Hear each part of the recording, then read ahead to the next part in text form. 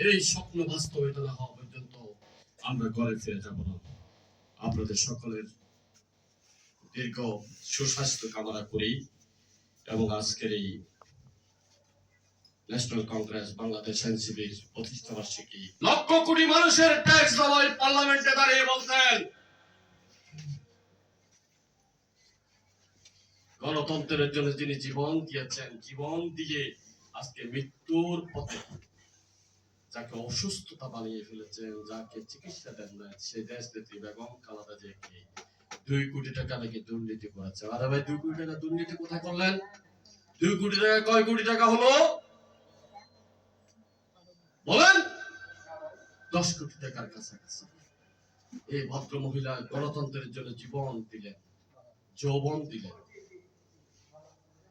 যে সময় তার চিকিৎসা দরকার আপনি তাকে চিকিৎসা দেন নাই, মৃত্যুর মুখে ঠেলে দিয়েছেন, পার্লামেন্টে দাঁড়িয়ে ব্যঙ্গ করেছেন। বয়স হয়েছে আর কত? এগুলো মানুষের কথা। তার বিচার হওয়া দরকার না ভাই?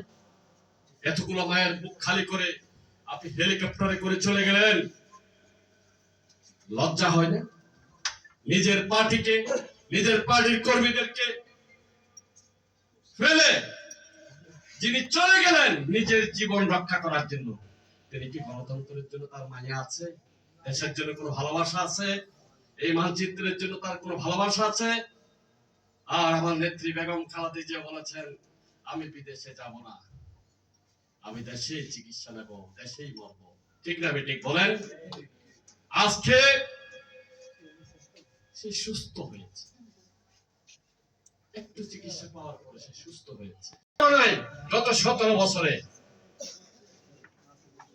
আমার মায়ের বুক থেকে আমার বাবাকে নিয়ে গুলি করেছে, গুম করেছে, খুন করেছে। ঢাকা বিশ্ববিদ্যালয়ের মেধাবী ছাত্রকে অপহরণ করে নিয়ে তার জীবন ধ্বংস করে দিয়েছে। শত শত প্রমাণ আছে, হাজার হাজার প্রমাণ আছে। আজকে তারা বীর দর্পে ঘুরে বেড়াচ্ছে আর ইন্টারিম গভর্নমেন্টের প্রধান ডক্টর ইউনূস সাহেব তাদেরকে স্পেস দিচ্ছে। যে ফ্যান শার্ট পরে শপথ নিয়েছেন, বিদায়ের ফালা কিন্তু ভিন্ন হয়ে যাবে। সম্মান মর্যাদা নিয়ে ঘরে যেতে পারবেন না। মিস্টার আসিফ নজরুল, আমাদের আন্দোলন সংগ্রামের সাথে, আমাদের রক্তের সাথে, আমাদের জীবনের সাথে, আমাদের হাজার হাজার মায়ের মুখ খালি করা এই বাংলাদেশের মানচিত্রের সাথে তুমি বেইমানি করছো। ভারতের দালালি করার চেষ্টা করবে না, সাম্রাজ্যবাদের দালালি করার চেষ্টা করবে না। আবার রাজপথে নামবো আমরা।